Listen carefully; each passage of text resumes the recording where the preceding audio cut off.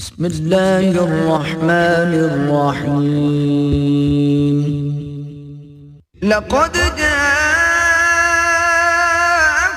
رسول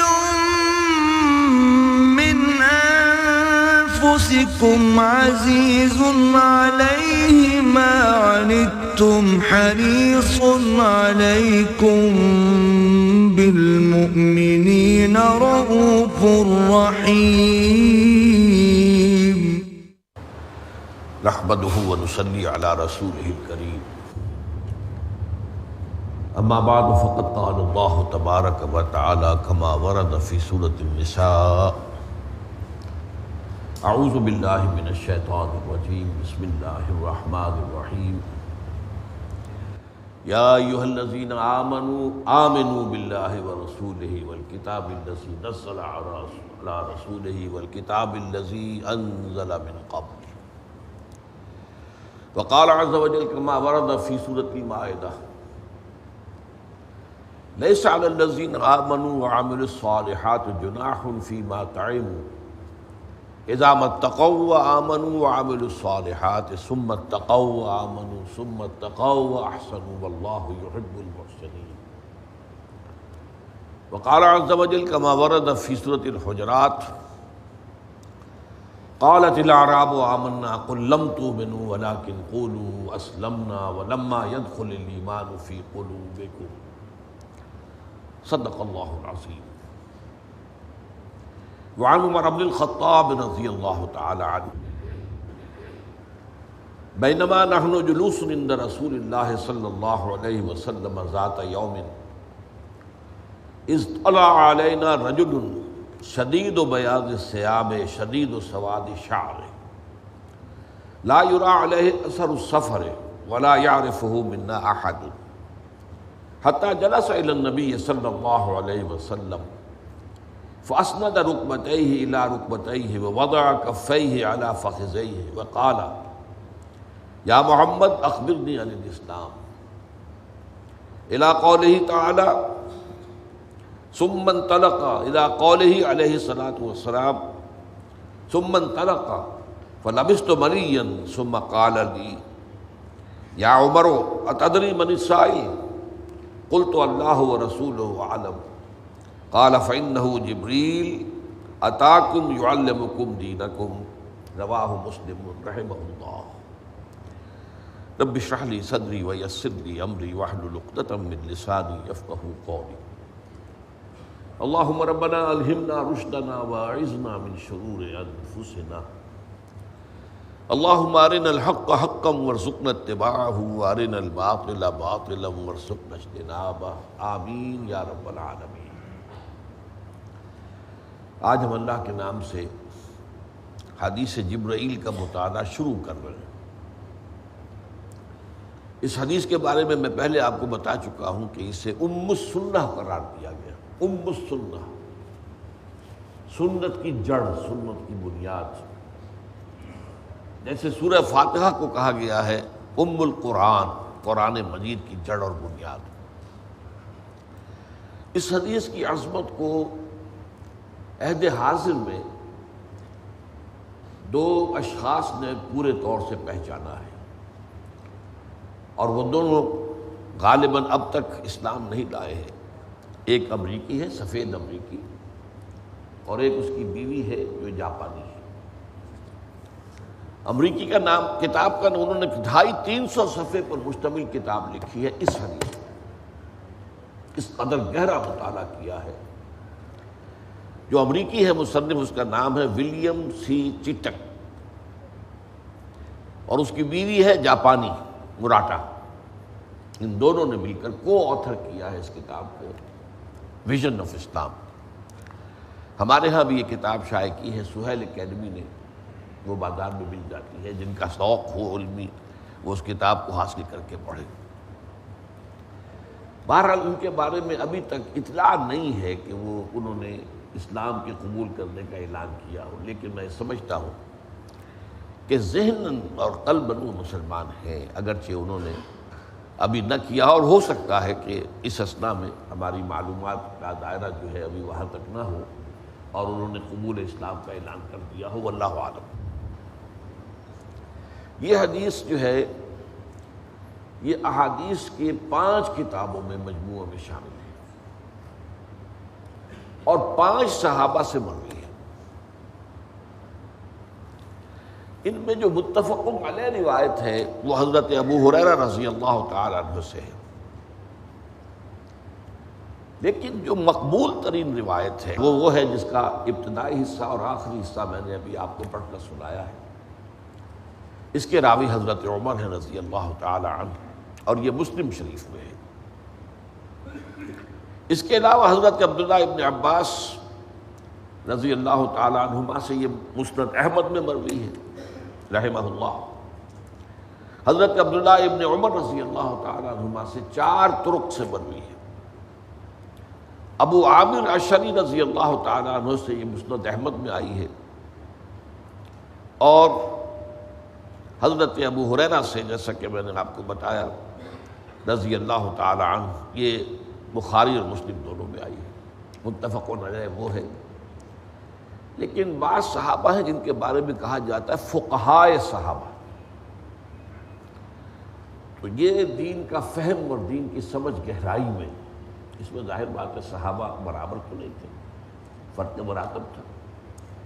تو حضرت عمر ان میں چوٹی کے آدمی ہیں، حضرت عبداللہ ابن عباس کا بھی شمار بھی ہے، اس لیے ان 2 حدیثوں کو زیادہ اہمیت دی گئی، اور سب سے زیادہ جو میں نے آپ سے عرض کیا کہ مقبول ترین جو ہے وہ حضرت عمر سے مروی روایت ہے۔ اس میں اتفاق ہے کہ حضور صلی اللہ علیہ وسلم کی حیات دنیاوی کے تقریباً آخری ایام میں یہ واقعہ پیش آیا ہے جو اس حدیث میں بیان ہو رہا ہے۔ فتح الباری اور عمدۃ القاری ان دونوں نے یہ کہا ہے کہ یہ آخری دنوں کا واقعہ ہے۔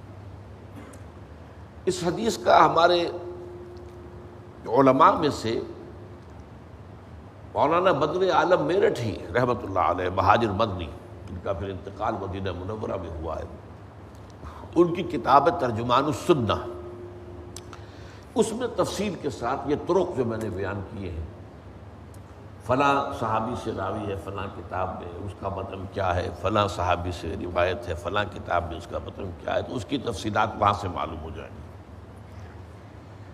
اب اس میں جو ایک واقعہ بیان ہوا ہے، اس واقعے کو سب سے پہلے میں آپ کو بتا دینا چاہتا ہوں، اور اس میں اصل بنیاد تو ہماری یہی روایت حضرت عمر ہوگی رضی اللہ تعالیٰ عنہ، لیکن واقعے کی تفصیلات کے ضمن میں جو کچھ مزید پہلو جو ہیں دوسری روایتوں میں آئے ہیں وہ بھی میں آپ کو ساتھ ہی بتاؤں گا۔ اس میں یقیناً متن کے الفاظ میں بھی کچھ فرق ہے، لیکن زیادہ جو ہے واقعاتی تفاصیل میں جو ہے وہ فرق زیادہ ہے۔ اور یہ میں نے جو پہلی تقریر کی تھی، تعارفی تقریر یا ابتدائی تقریر یا تمہیدی تقریر، اس میں آپ کو بتا دیا تھا کہ قرآن مجید میں اور حدیث میں یہ بہت بڑا بنیادی فرق ہے۔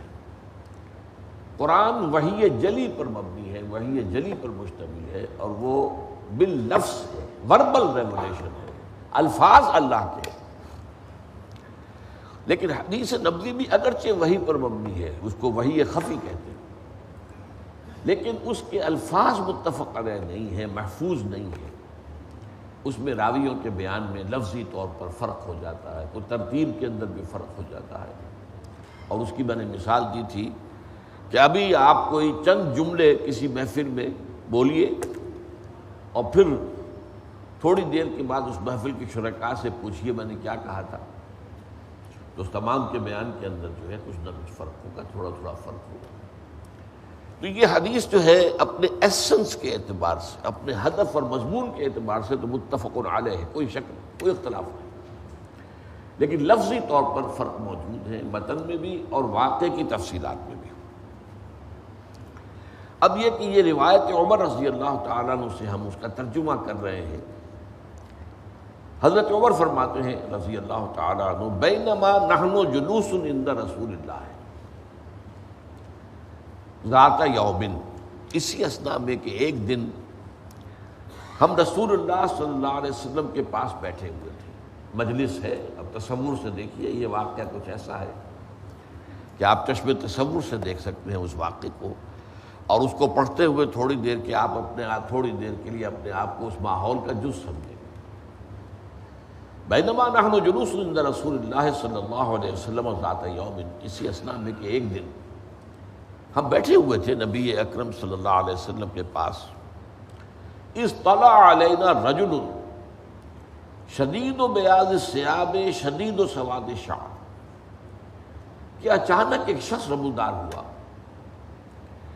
اس کے کپڑے انتہائی سفید، کوئی میل کے اثرات نہیں، کوئی گرد و غبار نہیں، اور ان کے بال جو ہے وہ انتہائی سیاہ۔ اب اس میں ایک روایت میں ایک لفظ اور ہے، حسن الوجہ، نہایت خوبصورت، نہایت حسین انسان۔ اب ان کے بارے میں لوگوں نے سوچا یہ ہے کون؟ یہاں فرما رہے ہیں حضرت عمر لا یرا علیہ اثر السفر، نہ تو اس شخص پر کوئی سفر کے آثار تھے، اگر وہ باہر سے آ رہا ہوتا اور ابھی آ رہا ہوتا تو اس کے کپڑے کچھ گرد آلود ہوتے، کچھ بالوں کے اندر غبار ہوتا، یہ سب کچھ ہوتا۔ اثر السفر معلوم ہوا کہ یہ باہر سے نہیں آیا ہے۔ ولا یعرفہ منا احد، اور ہم میں سے کوئی اسے پہچانتا بھی نہیں تھا۔ اس میں ایک روایت میں اضافہ ہے فنظرنا بعضنا الی بعض، ہم نے ایک دوسرے کو دیکھا، آپ جانتے ہیں یہ اشاروں میں، حضور کی مجلس میں آواز سے نہیں، ایک دوسرے کو دیکھا، کچھ معلوم ہے، معلوم ہوا کہ پوری مجلس میں کوئی ان کا شناسہ نہیں تھا۔ اب اگر وہ پہلے سے کسی کے ہاں مہمان آیا ہوا ہوتا تو وہ مہمان جو ہے وہ اشارہ کر دیتا کہ ہاں میرے پاس سے آئے ہیں، میرے مہمان ہیں، اور براہ راست آئے ہوتے تو ان کے اوپر اثر ہونا چاہیے سفر کا، ان کے کپڑوں پر، ان کے بالوں پر۔ ایک روایت میں یہ ہے کہ ان کی داڑھی کے بال نہایت جو ہے سیاہ تھے، شعر کی بجائے، عام بالوں کی بجائے داڑھی، اس کی سبب سمجھ میں آ جاتا ہے کہ عام طور پر عرب اپنے سر کو تو ڈھانپے ہوئے ہوتا ہے، امامہ ہے، سر کے بال تو نظر نہیں آئے، داڑھی کے بال نظر آ رہے تھے کہ جو انتہائی سیاہ تھے۔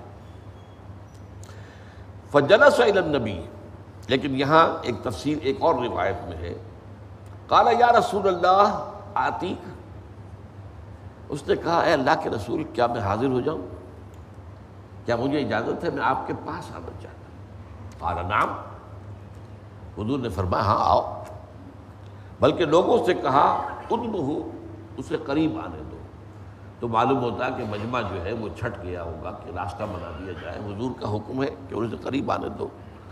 تو وہ تیر کی طرح سیدھا آیا اور حضور کے سامنے جا کر بیٹھ گیا۔ فجلس الی النبی فاسند رکبتہ الی رکبتہ، اس نے اپنے دونوں گھٹنے حضور کے دونوں گھٹنوں سے ملا دیے، اتنا قرب۔ حضور بھی دو زانو تشریف فرما ہوں گے، وہ بھی دو زانو ہو گئے، اور ان کے دونوں کے گھٹنے جو ہے وہ ایک دوسرے کو بس کر رہے تھے۔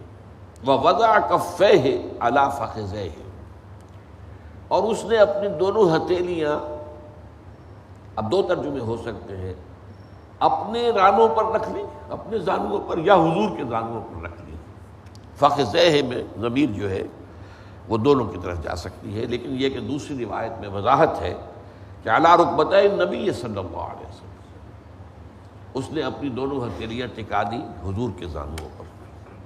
وقال، اور کہا اس نے، یا محمد، ایک روایت میں آتا ہے کہ اس نے کہا یا رسول اللہ اخبرنی عن الاسلام، مجھے اسلام کے بارے میں بتائیے۔ ایک روایت میں حدثنی عن الاسلام یا حدثنی بالاسلام، بیان فرمائیے میرے لیے کہ اسلام کیا ہے۔ فقال رسول اللہ صلی اللہ علیہ وسلم، یہ مکالمہ میں ابھی صرف ترجمہ کر رہا ہوں، اس کی وضاحت بعد میں ہوگی، پہلے ترجمہ پڑھ لیں۔ فقال رسول اللہ صلی اللہ علیہ وسلم الاسلام ان تشہد ان لا الہ الا اللہ وان محمد رسول اللہ صلی اللہ علیہ وسلم وتقیم الصلاة وتؤتی الزکاة وتصوم رمضان وتحج البیت ان استطعت الیہ سبیلا۔ حضور نے فرمایا اسلام یہ ہے کہ تو گواہی دے کہ اللہ کے سوا کوئی معبود نہیں، اور یہ کہ محمد صلی اللہ علیہ وسلم اللہ کے رسول ہے، اور نماز قائم کرے، زکوٰۃ ادا کرے، رمضان کے روزے رکھے اور بیت اللہ کا حج کرے اگر تجھے استطاعت ہو سفر کی۔ قال صدقت، اس شخص نے کہا آپ نے درست فرمایا۔ فعجبنا له يسأله ويصدقه، ہمیں تعجب ہوا یہ کون شخص ہے، حضور سے سوال بھی کر رہا ہے اور توثیق اور تصدیق کر رہا ہے۔ یہ انداز تو استاد کا ہوتا ہے کہ استاد شاگرد سے پوچھتا ہے اور سوال اگر اس کا جواب صحیح مل جائے تو اس کی تصدیق کرتا ہے اور شاباش دیتا ہے۔ یہ ہے کون؟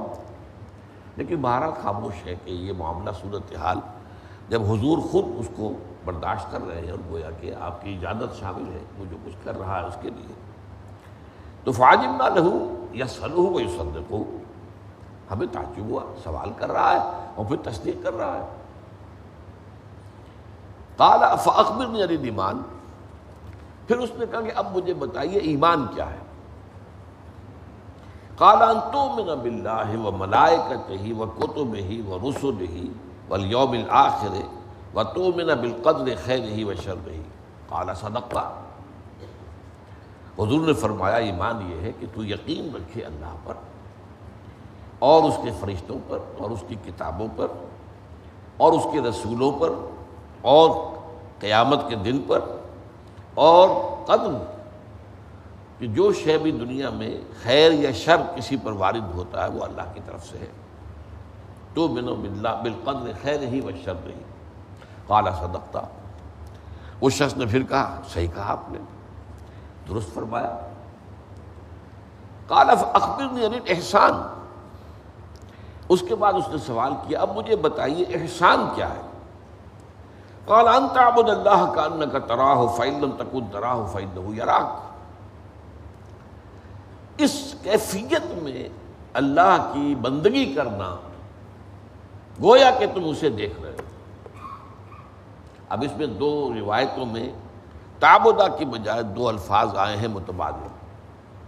ان تخشى اللہ، یہ حضرت عبداللہ ابن عمر رضی اللہ تعالیٰ عنہما کی روایت ہے، ان تخشى اللہ کانک تراہ فإن لم تکن تراہ فإنہ یراک، اور حضرت عبداللہ ابن عباس کی روایت میں رضی اللہ تعالیٰ عنہما ان تعمل للہ کانک تراہ فإن لم تکن تراہ فإنہ یراک، یہ الفاظ جو ہیں یہ مشترک ہیں۔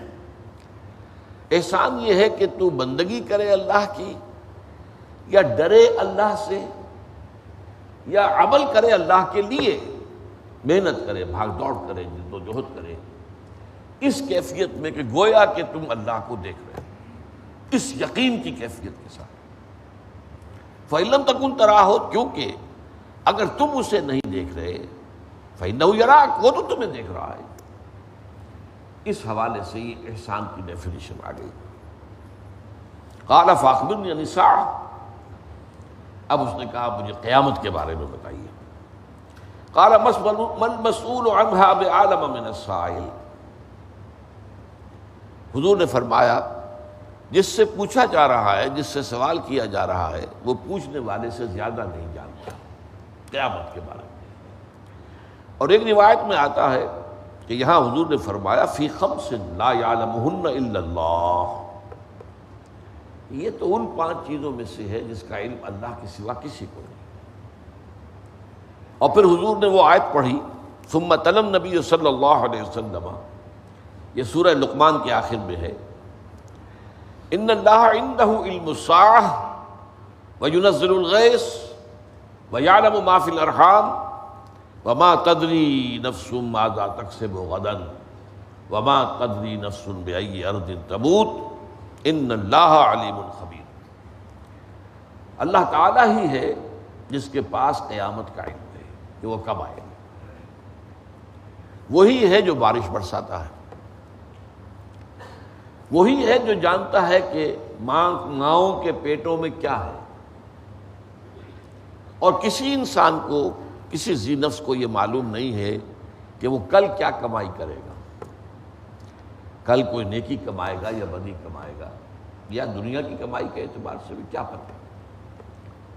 وما تدری نفس بأی ارض تموت، اسی طرح کسی انسان کو، کسی کو یہ معلوم نہیں ہے کہ اس کی موت کس جگہ واقع ہے۔ کیا پتہ ہے ساری عمر تو اپنے شہر میں مقیم رہا اور آخری وقت میں کسی سفر پر نکلا اور سفر میں موت آ گئی۔ تو کچھ معلوم نہیں موت کہاں آئے گی۔ ان اللہ علیم خبیر، یہ تو اللہ ہی ہے جو ہر چیز کا علم رکھتا ہے اور ہر شے سے باخبر ہے۔ قال فاخبرنی عن اماراتها، تو حضور یہ تو بتا دیجئے کہ اس قیامت کی نشانیاں کیا ہوں، کیسے معلوم ہوگا کہ قیامت قریب آ گئی؟ قال ان تلد الامۃ ربتها، جب تم دیکھو گے کہ لونڈی اپنی مالکہ کو جنے گی۔ اس کا مفہوم کیا ہے؟ اکثر کے نزدیک یہی ہے کہ اتنی سرکش ہو جائے گی اولاد کہ بیٹیاں جو عام طور پر زیادہ جو ہے وہ اپنے والدین کا ادب کرنے والی اور زیادہ جو ہے اپنی بات کو، اپنی آواز کو پست رکھنے والی ہیں، ان کا حال یہ ہو جائے گا کہ گویا کہ اپنی ماؤں کی مالکہ ہیں، مائیں ان سے ڈریں گی کہ ان کی کسی غلط بات میں میں نے ٹوک دیا تو پتہ نہیں پلٹ کر یہ کیا کہہ دے۔ زیادہ زبان خاموش رکھیں، زبان بند رکھیں۔ ان تلد الامۃ ربتها، کہ لونڈی اپنی مالکہ کو جنے۔ وان ترى الحفاة العراة العالة رعاء الشاء يتطاولون في البنيان، اور یہ کہ تم دیکھو کہ بھوکے، ننگے اور چرواہے، بکریوں کے چرانے والے، ننگے بدن ننگے پیر، وہ اونچی اونچی عمارتیں بنائیں، اس میں مقابلہ کریں۔ اب یہ صورتحال وہ ہے، نوٹ کر لیجئے کہ یہ دوسری جو ہے کیفیت، یہ آج عالم عرب میں 100% نظر آ رہی ہے۔ اس لیے کہ حضور سے پوچھا بھی گیا تھا، یہ حضرت ابن عباس رضی اللہ تعالی عنہما کی روایت میں اضافہ ہے۔ حضرت جبرائیل نے 5واں سوال کیا، یا رسول اللہ ہے وَمَنْ أَصْحَابُ الشَّاءِ الْحُفَاةُ الْجِعَاءُ الْعَالَةُ، یہ کون ہے جو بھوکے ننگے پاؤں اور بکریوں کے چرواہے؟ فرمایا العرب، وہ عرب ہوں گے۔ اور یہ منظر آج ہمارے سامنے ہے۔ دبئی کہاں سے کہاں پہنچا ہوا ہے۔ 100 سال پہلے ان کے پاس کھانے کو کچھ نہیں تھا، پہننے کو کپڑے نہیں ہوتے تھے، پاؤں میں جوتے نہیں ہوتے تھے۔ پورے عرب کا معاملہ بھی یہی تھا۔ یہ معاملہ جو ہے تو تقریباً 70-80 برس ہوئے ہیں کہ صورتحال بدلی ہے، جبکہ تیل دریافت ہوا اور تیل نکلنا شروع ہوا، لیکن اب کہاں تک پہنچ گیا ہے اس کا آپ اندازہ کیجیے۔ صحراؤں میں گل و گلزار۔ آپ اگر ابوظہبی کے ایئرپورٹ سے جائیں ابوظہبی شہر، تو درمیان میں آپ کو پورا ایسا نقشہ نظر آئے گا جس سے کہ یہ تو چمنزار ہے، اس لیے کہ سڑک کے دونوں طرف اونچے اونچے پشتے بنا دیے ہیں تاکہ اس سے آگے نگاہ نہ جائے۔ اس سے آگے نگاہ جائے گی تو صحرا نظر آئے گا، چٹیل، بنجر، لہذا نگاہ رہے گی انہی پشتوں کے اندر، اور اس میں ہر جگہ جو ہری بھری گھاس ہے اور پھول کے پودے ہیں اور نہایت خوبصورت منظر ہے۔ یہ آپ دبئی میں دیکھ لیجئے، یہ آپ ابوظہبی میں دیکھ لیجئے۔ ان کے کارنش جو ہیں، جو ساحلی سڑکیں ہیں، پورے امریکہ میں کہیں میں نے ایسا جو ہے آراستہ پیراستہ اور عالی شان اور خوبصورت میں نے کہیں کارنش جو ہے، کہیں جو ہے ساحلی سڑک ایسی نہیں دیکھی جیسے وہاں۔ اب جدہ کے اندر بھی یہی حال ہے۔ ریاض کا کیا حال ہے، جدہ کے اس حال میں ہے۔ اور دبئی میں سمجھتا ہوں کہ ان کے بعد جو ہے ابھرنا شروع ہوا، لیکن وہ سب سے آگے نکل گئی۔ 7 سٹار ہوٹل، یہ حال ہے اس عرب کا جس کے بارے میں فرمایا انتر الحفاة العراة العالة رعاء الشاء يتطاولون فی البنیان۔ یتطاولون یہ باب تفاعل سے آیا ہے، ایک دوسرے کا مقابلہ کرنا۔ اور یہ میں اب تو میرا داخلہ جو ہے وہ 13-14 سال سے بند ہے یو اے ای میں، لیکن یہ کہ اس سے پہلے میں جاتا رہا ابوظہبی، دبئی، تو وہاں میں ایک بلڈنگ میں ٹھہرا ہوا تھا اور اس کے برابر بڑی اونچی عالیشان بلڈنگ اسے گرا رہے تھے۔ نہیں کہ نہیں، میں نے پوچھا یہ کیا افتاد ہے، یہ کیوں گرا رہے ہیں؟ اس میں تو کوئی، ابھی تو یہ آبادی ہوا ہے شہر، کوئی پرانی عمارت ہے تو یہ ہے نہیں۔ کہنے لگے اس کے قریب میں اس سے اونچی عمارت بن گئی ہے۔ لہذا اب اس عمارت کو گرا کر اور اس سے اونچی عمارت بنانی ہے. یہ مقابلہ جو ہے یتطاولون فی البنیان، عمارتوں کی اونچائی میں وہ ایک دوسرے کا مقابلہ کریں گے. یہ نقشہ میں اپنی آنکھوں سے دیکھ کر آیا. اس کے بعد ثم انطلقا، حضرت عمر فرماتے ہیں رضی اللہ تعالیٰ عنہ، پھر وہ شخص چلا گیا. فلبثت ملیا، تو میں کچھ متردد سا رہا، میرے ذہن میں یہ الجھن رہی یہ سائل کون تھا. لبثت ملیا فقال لی، تو مجھ سے حضور نے فرمایا یا عمر وتدری من السائل، اے عمر تمہیں معلوم ہوا یہ سائل کون تھا؟ قلت اللہ ورسولہ اعلم، میں نے کہا اللہ اور اس کا رسول بہتر جانتے ہیں. صحابہ کا عام معمول یہی تھا. قال، حضور نے فرمایا فإنہ جبریل اتاکم یعلمکم دینکم، یہ جبرائیل تھے جو آئے تھے تمہیں تمہارا دین سکھانے کے لیے. اب یہ جو اختتامی حصہ ہے یہ حضرت عمر کی اس روایت میں بہت ہی مختصر ہے اور نامکمل ہے. ایسے محسوس ہوتا ہے کہ جیسے حضرت عمر جیسے ہی وہ شخص بھی نکلا واپس گیا، حضرت عمر بھی وہاں سے، کوئی ضرورت ہوگی آپ کو جلدی ہوگی آپ وہاں سے روانہ ہو گئے. تو بعد میں جو پیش آیا وہ انہیں معلوم نہیں تھا. بعد میں جو پیش آیا وہ کیا تھا کہ ذرا سے توقف کے بعد جب وہ شخص چلا گیا تو حضور نے فرمایا ردہ علیہ، اس شخص کو ذرا لوٹا کر لاؤ میرے پاس. کہیں فرمایا التمسوہ، ذرا اسے تلاش کرو، الیہ بالرجل، اس آدمی کو میرے پاس لاؤ. فلم یروا شیئا، انہیں کچھ شے معلوم نہیں ملی، کہیں آدمی کا سراغ نہیں ملا، کہیں اس کے بارے میں کچھ معلومات حاصل نہیں. زمین کھا گئی ہے، آسمان جو ہے اس نے نگل دیا ہے، کیا ہوا ہے کچھ پتہ نہیں چلا، کوئی سراغ نہیں. اس پر حضور نے فرمایا اوہو یہ جبرائیل تھے. اور اس کے بارے میں آتا ہے والذی نفسی بیدہ، قسم ہے، یہ حضرت ابو عامر اشعری سے روایت ہے مسند احمد میں، والذی نفسی بیدہ ما جاءنی قط الا وانا عارفہ الا ان تکون هذه المرہ.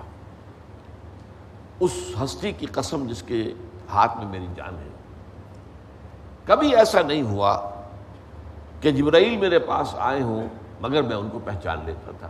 یعنی حضرت جبرائیل ایک تو آتے تھے فرشتے کی اصل شکل میں، وہ تو غیر مرئی تھی، صرف آواز سنائی دیتی تھی، اور وہ بھی آواز بھی لفظی نہیں ہوتی تھی، بلکہ جیسے گھنٹیوں کی بنبناہٹ سی ہو، گھنٹیوں کے اندر جو آواز پڑ رہی ہوتی ہے، جیسے تار گھر میں کبھی گر گر گر یہ جو ہوتا تھا گٹ گر، لیکن اسی سے پھر میسج بنا لیا جاتا تھا.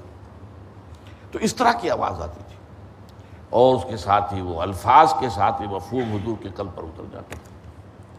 تو وہی تو اس شکل میں آتی تھی. لیکن متعدد مواقع پر حضرت جبرائیل علیہ السلام انسانی شکل میں آئے، جس کا ایک واقعہ یہ ہے جو یہاں سامنے بیان آ گیا ہے. اور عام طور پر ایک نہایت خوبصورت صحابی تھے حضرت دحیہ کلبی رضی اللہ تعالیٰ، ان کی شکل میں آتے تھے. لیکن حضور پہچان جاتے تھے کہ یہ دحیہ نہیں ہے، یہ دحیہ کی شکل میں حضرت جبرائیل ہے. تو اس ہستی کی قسم جس کے ہاتھ میں میری جان ہے، میرے پاس کبھی نہیں آیا جبرائیل جبکہ میں نے اسے پہچان نہ لیا ہو الا هذه المرہ، اس دفعہ کے سوا. اسی طرح یہ حضرت عبداللہ ابن عمر رضی اللہ تعالی عنہما کی روایت میں ہے ما جانی فی صورت الا عرفتہ غیر هذه الصورہ، کبھی ایسا نہیں ہوا کہ کسی بھی شکل میں کسی صورت میں حضرت جبرائیل آئے ہوں اور میں نے پہچانا نہ ہو، صرف سوائے اس مرتبہ کے. اب اس میں یہ بھی جان دیجئے کہ یہ جو فرمایا کہ یہ جبرائیل تھے جو تمہیں تمہارا دین سکھانے آئے تھے، تو اس کے ضمن میں جو بخاری کی روایت اور حضرت ابو ہریرہ سے مسلم کی روایت ہے اس میں الفاظ یہ ہیں اضافی، ارادہ ان تعلموا اذ لم تسألوا. جبرائیل اس لیے آئے تھے، انہوں نے چاہا کہ تم وہ چیزیں جان لو جن کے بارے میں تم نے سوال نہیں کیا ہے. دین کی بعض حقیقتیں ایسی ہیں جن کے بارے میں تمہیں سوال کرنا چاہیے تھا، تمہیں پوچھنا چاہیے تھا، وضاحت طلب کرنی چاہیے تھی، تم نے نہیں کی ہے. تو حضرت جبرائیل آئے ہیں اس خلا کو پر کرنے کے لیے، اذ لم تسألوا، جبکہ تم نے سوال نہیں کیا.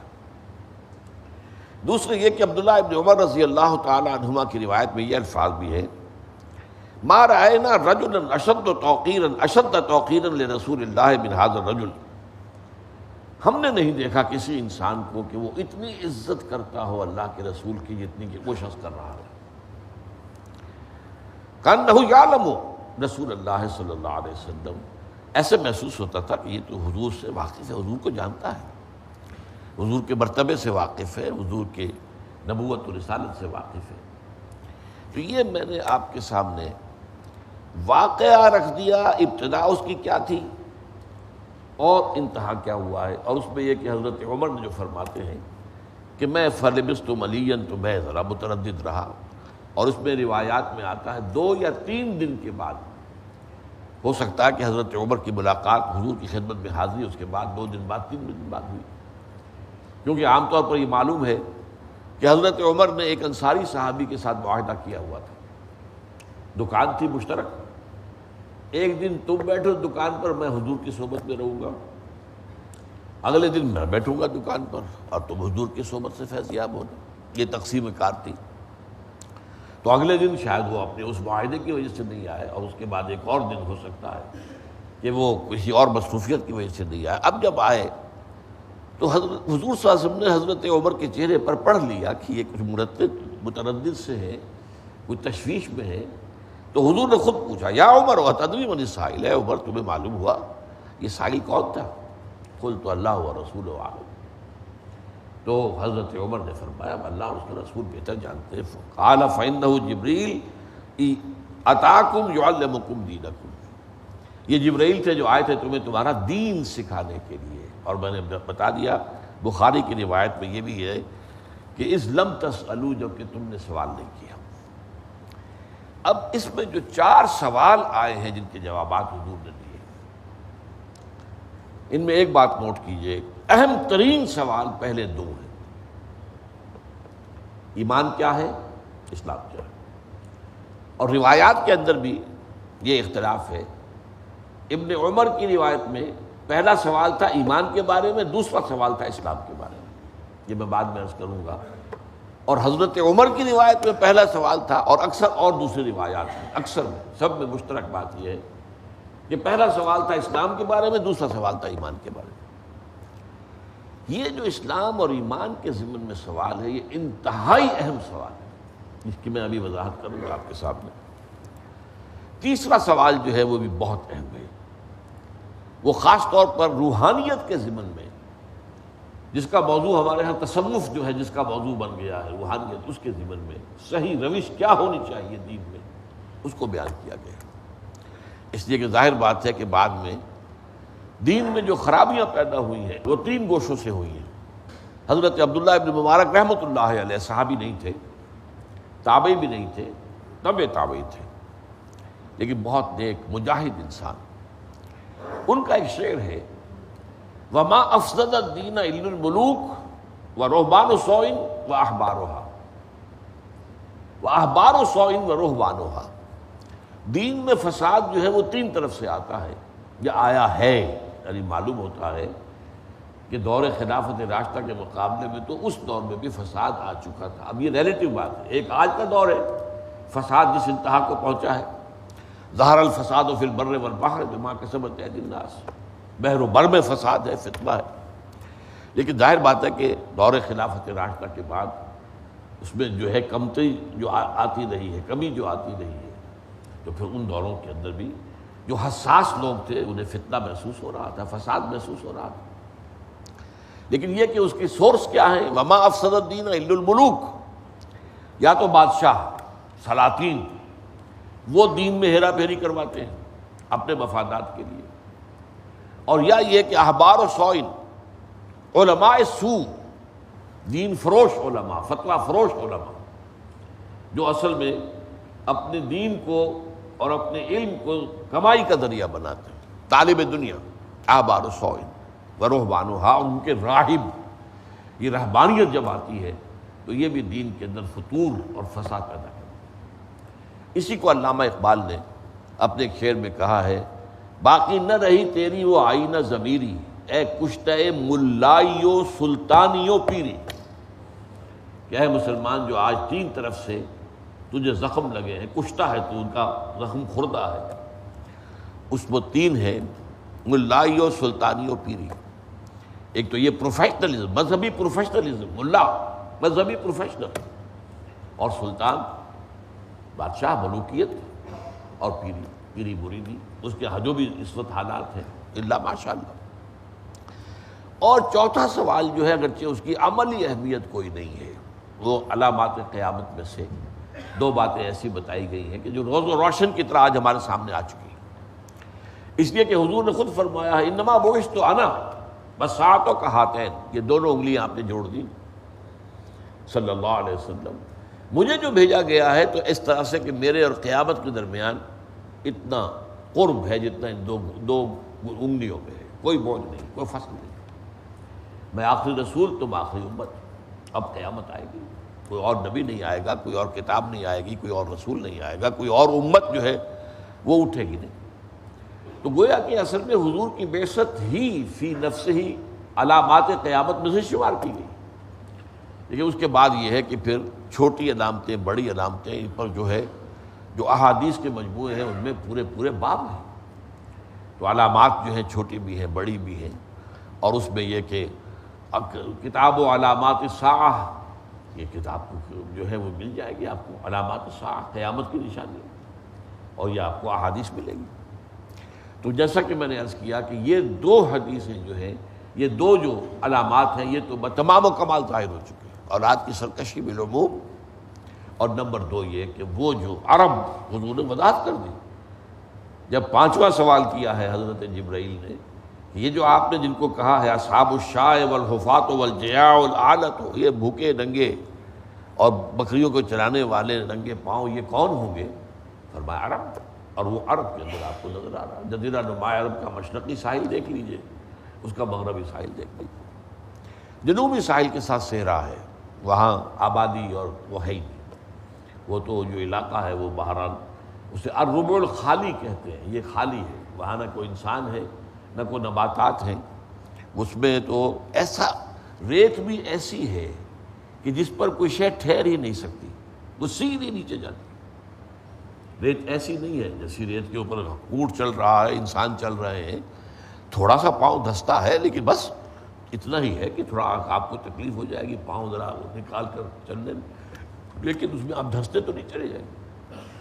البتہ دوسرے صحراؤں میں بھی کوئک سینڈز کہلاتے ہیں، ایسی جگہیں ہوتی ہیں جہاں پر کہ وہ ریت جو ہے مسلسل اندر جا رہی ہے، اور کہیں اس میں کسی کا پاؤں پڑ گیا تو وہ گیا، جیسے دلدل میں گیا، ایسے اس کوئک سینڈ کے اندر بھی اس سے پھر بچنا نکلنا ممکن نہیں، کتنا ہی زور لگا لیجیے کھینچ لیجیے اس آدمی کو، آپ کھینچ نہیں سکتے۔ لیکن خاص طور پر یہ جو پورا صحرا ہے ربع الخالی، یہ تو در ہے، اور یہ ہے اصل میں مسکن قوم عاد کا، قوم عاد کی زبردست تہذیب تھی، بہت بڑی زبردست قوم تھی یہ، انہی میں شداد تھا جس نے کہ اپنی جنت بنائی تھی، اور اب وہ شداد کا شہر بھی نظر آ گیا، کیونکہ اب تو وہ ذرائع ہیں جو زمین کے نیچے آپ دیکھتے ہیں، وہ زمین کے اندر اسی ریت کے نیچے جو ہے وہ دبا ہوا شہر موجود ہے، اس کو دیکھ لیا گیا ہے، شداد کی جنت، اس میں بڑے بڑے ستون جو ہیں، بڑی مضبوط فصیل، اور فصیل کے اوپر کھڑے ہوئے جو ستون تھے، یہ جس کو کہا گیا ہے قرآن مجید نے کہ ذات العماد، ارم ذات العماد التي لم يخلق مثلها في البلاد، تو یہ جو ہے یہ صورتحال جو ہے عرب کا مشرقی ساحل ہے اور عرب کا مغربی ساحل ہے، اس پہ آپ کو نظر آ جائے گا۔ اب میں آتا ہوں کہ جو 2 اہم ترین سوال ہیں ان کا اصل میں اہمیت کا پس منظر کیا ہے، ان میں گفتگو تفصیل سے ہوگی۔ دیکھیے اصل مسئلہ یہ ہے کہ قرآن مجید میں کچھ الجھن ہو جاتی ہے پڑھنے والے کو، عام پڑھنے والے کو، ایمان اور اسلام اکثر و بیشتر مترادف الفاظ کے طور پر آئے، مسلم کو مومن کہہ لیں، مومن کو مسلم کہہ لیں، کوئی فرق واقع نہیں ہوتا، مترادف ہے۔ وہ جو انگریزی میں کہتے ہیں کہ call the rose by any name it will smell as sweet، جو اللہ تعالیٰ کا فرما بردار بھی ہے اور اس کے دل میں ایمان اور یقین بھی ہے، تو آپ مومن کہہ دیں یا مسلم کہہ دیں، کیا فرق واقع ہوتا ہے؟ تو اس اعتبار سے اکثر و بیشتر مقامات پر قرآن مجید میں ایمان اور اسلام کے الفاظ مترادف کے طور پر آئے۔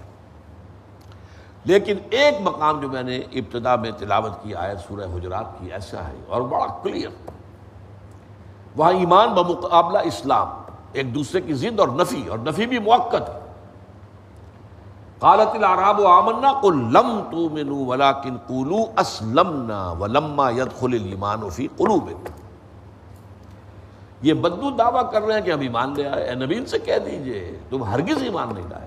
لم تؤمنوا ہے، یہ ما آمنتم نہیں ہے، ماضی پر اگر ما لگے گا تو اس کی بھی نفی ہو جائے گی، لیکن اس میں وہ شدت نہیں ہوگی، وہ تاکید نہیں ہوگی۔ فعل مضارع سے پہلے لم لگایا جائے تو اس کے اندر انتہا، ہرگز، میں اس کا ترجمہ کر رہا ہوں تو ہرگز مومن نہیں ہو، ولیکن قولوا اسلمنا، لیکن یہ کہہ سکتے ہو کہ ہم اسلام لے آئے۔ وَلَمَّا يَدْخُلِ الْإِيمَانُ فِي قُلُوبِكُمْ، ابھی تک ایمان تمہارے دلوں میں داخل نہیں ہوا۔ اب یہ ایک تضاد کسی شکل ہے، ایمان اور اسلام یہ مترادف ہیں یا ایک دوسرے کی ضد ہے، ایک دوسرے کے مقابلے میں ہے، کہ اسلام تسلیم کیا جا رہا ہے اور ایمان کی پرزور نفی کی جا رہی ہے، تم ہرگز ایمان نہیں لائے۔ اس طرح کی اصل میں کچھ اور الفاظ اور اصطلاحات بھی ہیں جن کے بارے میں علماء نے ایک اصول بنایا ہے، اذا تفرقا اجتماع واذا اجتماع تفرقا۔ جب یہ علیحدہ علیحدہ الفاظ آئیں گے تو ان کا مفہوم جو ہے وہ ایک ہی ہوگا۔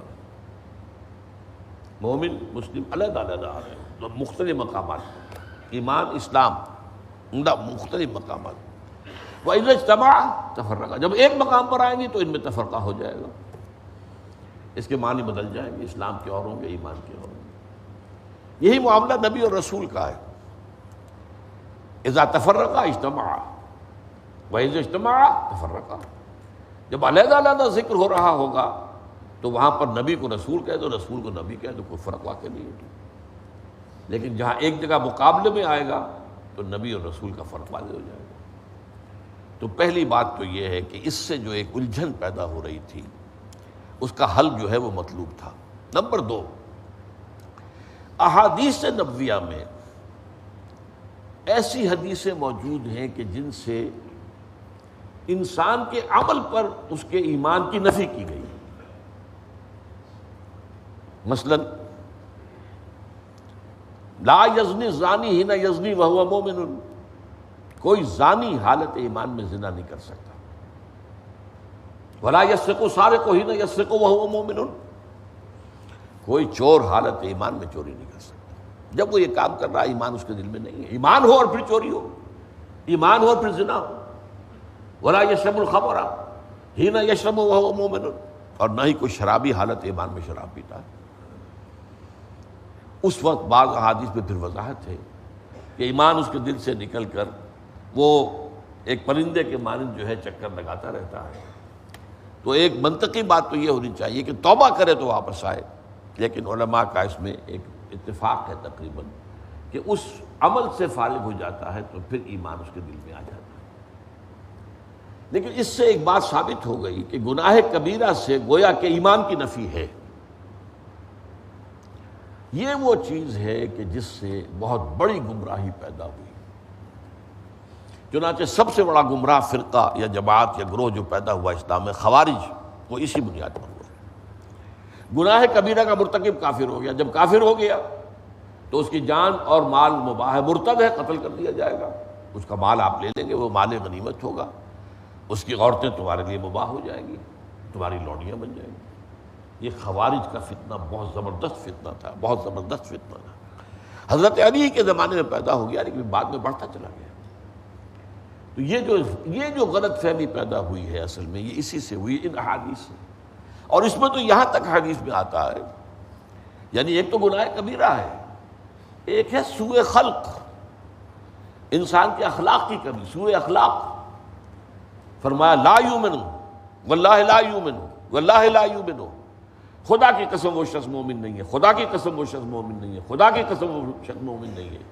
قیل من یا رسول اللہ، پوچھا گیا حضور کون، کس کے بارے میں فرما رہے ہیں؟ فرمایا الذی لا یامن جارہ بوائقہ، وہ شخص کے جس کی ایذا رسانی سے اس کا پڑوسی امن میں نہیں ہے۔ اب یہاں کوئی گناہ کبیرہ کا ذکر نہیں ہے، بد اخلاقی کا معاملہ ہے۔ کوئی شخص جو ہے اپنے اخلاق کے اندر اتنا کم ہے کہ اس کی وجہ سے اس کا پڑوسی بے چین ہے، پریشان کر رہا ہے پڑوسی کو، اور 3 دفعہ قسم کھا کر نفی کر رہے ہیں۔ تو ان احادیث کے ساتھ بھی جو معاملہ ہوا ہے اس میں بھی وضاحت کی ضرورت تھی کہ در حقیقت ایمان کی نفی کے معنی لازماً کفر نہیں ہے، بلکہ کفر اور ایمان کے مابین ایک ہے راستہ، وہ اسلام کا ہے، وہ مسلمان شمار ہوگا، چوری کرتے ہوئے بھی مسلمان ہے، اور وہ شراب پیتے ہوئے بھی مسلمان ہے، زنا کرتے ہوئے بھی مسلمان ہے۔ عین اسی حالت میں اگر جان نکل جائے تو نماز جنازہ تو پڑھی جائے گی، اگرچہ یہ ہے کہ اس کے اوپر اگر وہ اس کا جرم ثابت ہو جائے تو حد جاری کی جائے گی، سزا اسے ملے گی۔ اسی طریقے سے قرآن مجید کے بعض مقامات پر 2 ایمانوں کا ذکر ہے، اسی لیے میں نے شروع میں وہ آیات پڑھی تھی سورہ نساء کی اور سورہ مائدہ۔ سورہ نساء میں فرمایا یا ایھا الذین آمنوا آمنوا باللہ ورسولہ والکتاب الذی نزل علی رسولہ والکتاب الذی انزل من قبل، اہل ایمان لاؤ اللہ پر اور اس کے رسول پر۔ اب کیا مطلب؟ ایک درجے میں تو تم مومن ہو پہلے ہی، لیکن اصل ایمان جو ہے وہ کچھ اور ہے، ایمان لاؤ، تو 2 ایمان ہو گئے، اس کو بھی سمجھ رہے ہیں اس سے مراد کیا ہے۔ اسی طرح بڑی ہی اونچی آیت ہے، بہت عظیم آیت ہے سورہ مائدہ کی، لیس علی الذین آمنوا وعملوا الصالحات جناح فیما طعموا اذا ما اتقوا وآمنوا وعملوا الصالحات ثم اتقوا وآمنوا ثم اتقوا واحسنوا واللہ یحب المحسنین۔ جو بھی مسلمان جو ایمان اور عمل صالح پر کاربند ہوں، انہوں نے کسی شے کی حرمت کا حکم آنے سے پہلے اگر وہ شے کھائی پی ہے تو اس پر کوئی مواخذہ نہیں ہوگا۔ یہ تشویش پیدا ہو گئی تھی صحابہ کو جب شراب کا آخری حکم آیا حرمت کا، کہ ہمیں تو پیتے ہوئے 50 سال ہو گئے پیتے ہوئے، عرب میں تو پینے کی شے اصل میں شراب ہی تھی، جیسے مغرب میں آج ہے، ہوٹل میں جا کر آپ کو پانی نہیں ملے گا، وہ تو شراب جتنی چاہ بن۔ تو ہمارے تو ایک یوں سمجھیے کہ جدید اصطلاح میں کہیں گے ایک سیل کے اندر جو ہے وہ شراب کا زہر جو ہے اور شراب کی نجاست وہ پہنچی ہوئی ہے۔ اور میں نہیں، اس کے آخری حکم سے، پروہیبیشن کے آخری حکم آنے سے پہلے اگر پی گئی ہے کوئی پرواہ نہیں۔ اب یہاں پھر 3 درجے آئے، اذا ما اتقوا وآمنوا وعملوا الصالحات، جبکہ وہ ایمان لائے ہیں اور نیک عمل کر رہے ہیں، ثم اتقوا، پھر اور تقوی آیا، وآمنوا، اور ایمان لائے، اب ایک ایمان وہ اور دوسرا ایمان یہ، ثم اتقوا واحسنوا، اور اس کے بعد مزید تقوی اور اس سے درجہ احسان پر فائز ہو گئے۔ یہ میں نے آپ کے سامنے چند مسائل رکھے ہیں جن کا حل ان سوالات کے جو جوابات حضور نے دیے ان میں موجود ہے۔ بارک اللہ لی و لکم فی القرآن العظیم و نفعنی و ایاکم بالآیات و ذکر الحکیم۔